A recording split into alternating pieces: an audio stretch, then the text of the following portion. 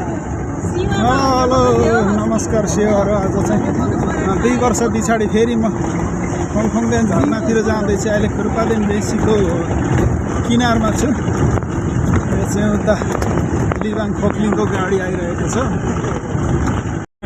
जाने क्रममा हामी आज यता हुनुहुन्छ बिमला मिस, उहाँ हुनुहुन्छ हाम्रो वीरबहादुर सरको मिसेस, यता हुनुहुन्छ समीक्षा ढुङ्गाना, उता हुनुहुन्छ टिका भट्टराई मिस, अनि पछाडि सम्पूर्ण स्टाफहरू हुनुहुन्छ। तालामाथि गाडीको क्यारेलमा चाहिँ हाम्रो स्कुल अध्यक्षहरू हुनुहुन्छ। अहिले हामी चाहिँ खोक्लिङ बजार पुग्न लागि। खोक्लिङ बजार यो चाहिँ तल्लो बजार, यहाँ गाडीहरू पनि लागिरहेको अवस्था छ। र यो चाहिँ खोक्लिङ टावर मास्तिर देख्न सक्नुहुनेछ। यो हाम्रो सदरमुकाम ताप्लेजुङदेखि पनि देखिन्छ यो टावर। राति हेर्दा पनि क्लिक क्लिक बल्छ रातो। यही हो, यहाँ चाहिँ स्कुल र चौकी पनि छ यहाँनिर।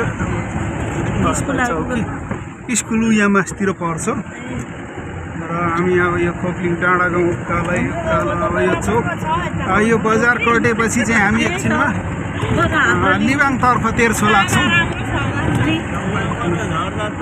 यो चाहिँ खोक्लिङ गाउँ पर्छ। यहाँ बाइकहरू पनि रहेछ निकै। यहाँ मास्तिर सबैभन्दा पहिलादेखिको मावि स्कुल एसएलसीको सेन्टर पर्थ्यो पहिला।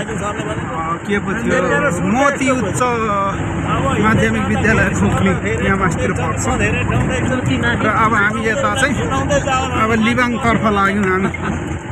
अब यो तेर्सो लिबाङ 1-1.5 घन्टाको बाटो छ। त्यसपछि चाहिँ उता साँबा पुग्छौँ लिबाङबाट।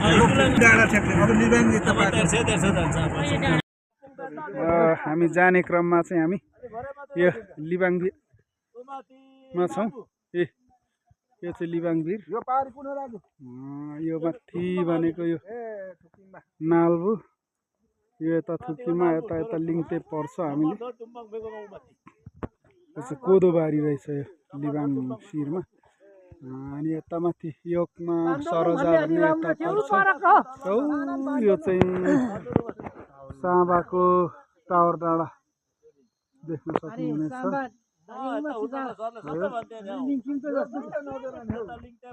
र सबैजना अहिले सहर गुरुआमाहरू, हाम्रो स्कुल अध्यक्षहरूले माथि देखाउँदै हुनुहुन्छ। सहर गुरुआमाहरू सबै अहिले यस्तै भिडियो बनाउने, फोटो खिच्ने तर्खरमा हुनुहुन्छ। म चाहिँ एकछिन यहाँनिर रेस्टरुम जाने क्रममा यसो बिसाएको। हाम्रो स्कुल अध्यक्षज्यू हुनुहुन्छ, उहाँ वारिपारि ठाउँ देखाउँदै हुनुहुन्छ। उहाँले अहिले उहाँ सर गुरुआमाहरू, उहाँ पल्लो छेउमा ढाका टोपी चाहिँ भुपू स्कुल अध्यक्ष हुनुहुन्छ। अब जाने क्रममा अब केही घन्टा पछाडि चाहिँ हामी साँबा फङफङदेन झरना पुग्नेवाला छौँ। साँबा गाउँको मध्यमा छौँ। अब केही समय पछाडि नै पुग्नेवाला छौँ है। चाहिँ पुग्न लागेको अवस्था छ। यहाँ एकछिन बिसाउने कार्यक्रममा छौँ हामी। अब एकछिन पछाडि हामी पुगिहाल्छौँ। चाहिँ कठुवा पोङ भन्छ नि, रक्सी बोक्ने। र यो चाहिँ अर्ग्यानिक काठको कुँदेर बनाउँछ। यो कुँद्नेलाई चाहिँ चँदरा भन्छ। खाना खाने तर्खरमा छौँ। अनि मात्र झरनातिर जाने कार्यक्रम भयो हाम्रो। हामी फङफङदेन झरना पुगेको अवस्था छ। यहाँ पर काम गर्नेहरू पनि आयो। यो चाहिँ कम्पनीको ट्रकहरू। र यहाँ माथि पर्छ, ल देख्न सक्नुहुनेछ। यो चाहिँ फङफङदेन झरना हाम्रो।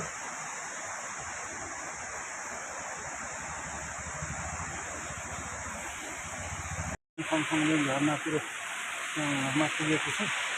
र अब झरनातर्फ लाग्ने कार्यक्रम भइरहेको छ यहाँनिर माथिपट्टि। अब एकछिनमा उकालो बाटो माथि पुग्नेवाला छ। र अब उकालो लाग्ने क्रममा चाहिँ यहाँनिर यो सिँढीको बाटो छ। अहिले सिँढी बनिएको रहेछ, पहिला चाहिँ थिएन। यो सिँढी उकालो बाटो लाग्दैछु म। अरू सर गुरुआमाहरू चाहिँ तलतिर पूजा गर्न मन्दिरतिर लागे। अहिले चाहिँ यो पोखरी पनि बनाएको रहेछ, पहिला चाहिँ थिएन यहाँनिर यो पोखरी। यो उकालोमा पर्छ यो। पहिला चाहिँ यो सिँढी मात्र थियो, हो यो उकालो जाने। अहिले चाहिँ यहाँ धेरै संरचनाहरू बनेको रहेछ र अहिले चाहिँ यहाँ फङफङदेन झर्ना तल गाडी छोडेर उकालो आउने क्रममा यहाँनिर यो पोखरी, स्विमिङ पुल पोखरी पनि बनाएको रहेछ अहिले चाहिँ। पहिला चाहिँ थिएन, यो भन्दा 1.5 वर्ष अगाडि आउँदा चाहिँ यस्तो संरचनाहरू थिएन। अहिले चाहिँ यहाँनिर यस्तो स्विमिङ पोखरी पनि रहेछ। यहाँ जो कोहीले पनि स्विमिङ खेल्न सक्नुहुनेछ। र हामी अब यो उकालो जान्छौँ, टर्निङ घुम्दै यसको फेदमा पुग्नेछौँ हामी। उकालो आउने क्रममा सर गुरुआमाहरू पनि हाम्रो टोलीहरू आउँदैछन् उकालो। कोहीजना यहाँ स्विमिङ पुलमा फोटो खिच्न थाले। अब हामी उकालो जाने क्रममा छौँ है, भव्य तयारीमा। फङफङे झर्नाको उकालोमा चढाइ हुने कार्यक्रममा हामी अब केही समयपछि हामी तुरुन्तै फङफङे झर्ना पुग्नेवाला छौँ। यी अगाडि पछाडि जाँदैछौँ। योभन्दा 1 वर्ष अगाडि आउँदा चाहिँ यहाँ संरचनाहरू पनि केही बनिएको थिएन। अहिले चाहिँ धेरै संरचनाहरू पनि बनिएको रहेछ, फुलबारीहरू पनि रहेछ। र यो सिँढी उकालो, यो तल स्विमिङ पोखरीहरू बनिएको रहेछ। र यहाँनिर हावाघर पनि अहिले तयारी हुँदै रहेछ लगभग। यहाँनिर भ्यू टावर हावाघर पनि बनिँदै गरेको अवस्था रहेछ। हामी पनि एकचोटि यसो गएर हेरौँ। यो चाहिँ पुरानो सिँढी, यो चाहिँ माथि जाने। हामी सबैजना सेल्फीको धमाधममा छन्। यो चाहिँ के भयो फेरि?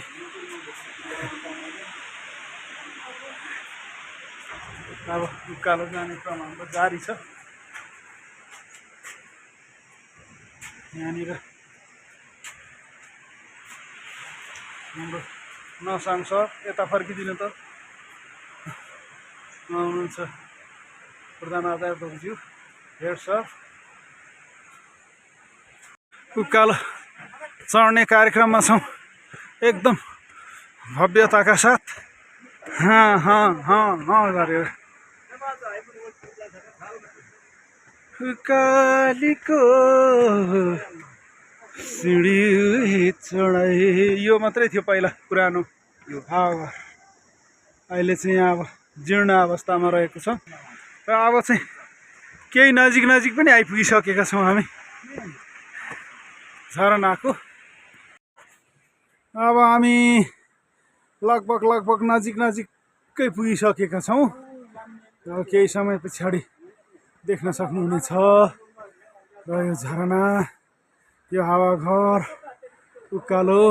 टोलीहरू चाहिँ तलदेखि आउँदै हुनुहुन्छ। कसै तल छन्। यो पारिपट्टि चाहिँ हाइड्रो पावरको हाइटेसनको लाइनहरू गाड्दै रहेछन्। दौड उकालोमा सम्पूर्ण टोलीहरू आउँदै हुनुहुन्छ।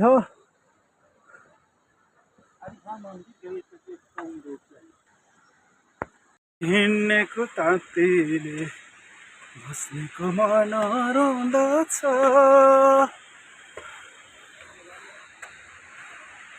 यो चाहिँ बाबरी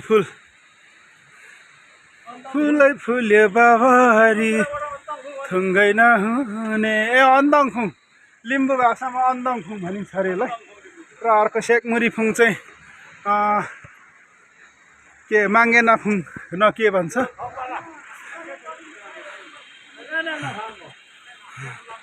अब लगभग हामी पुग्न लागेको अवस्था छ। ओडा आऊ उकालो उकालो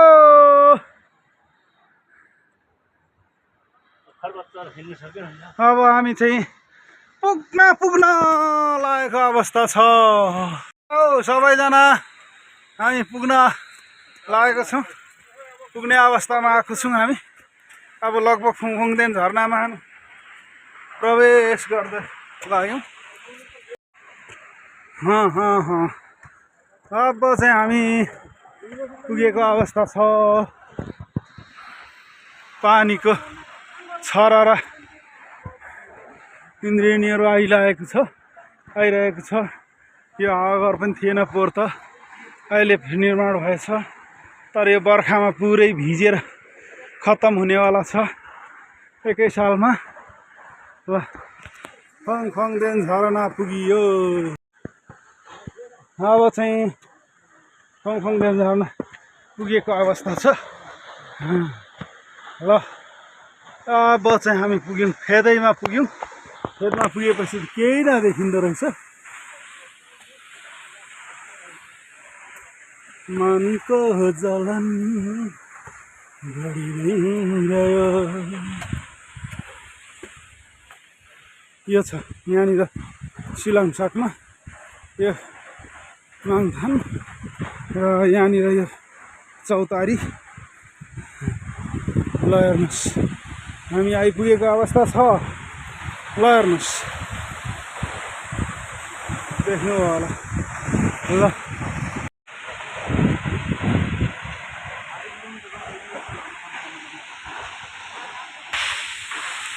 हेलो हेलो यता आउनुहोस् आउनुहोस्, अब आइपुगिगयो। चाहिँ सबैजना यो झरनामा सेल्फी हान्ने हेर्ने लहर रमाइरहेको छ। म चाहिँ अलि यतापट्टि साइडमा यो एउटा हावाघर तेर्छो बाटो रहेछ र यो तेर्छो बाटोमा यो हावाघरमा आएको अरू सबै यात्रुहरू तल रमाइरहेको छन् आफ्नो आफ्नो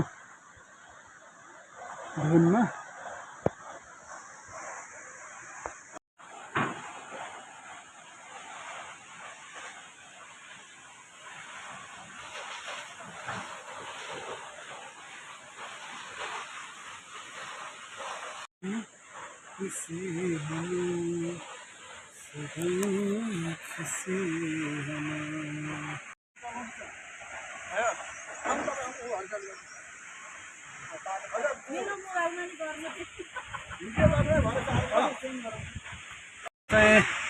फङफङदेन झरनाको परिक्रमा पछाडि हामी फर्किने तयारीमा छौँ सबैजना। अब ओह्रालो फर्किने तयारीमा सबैजना आफ्नो आफ्नो तर्फरमा छौँ हामी सबै। हामी फिर्ती सवारीको कार्यक्रममा छौँ ओह्रालो।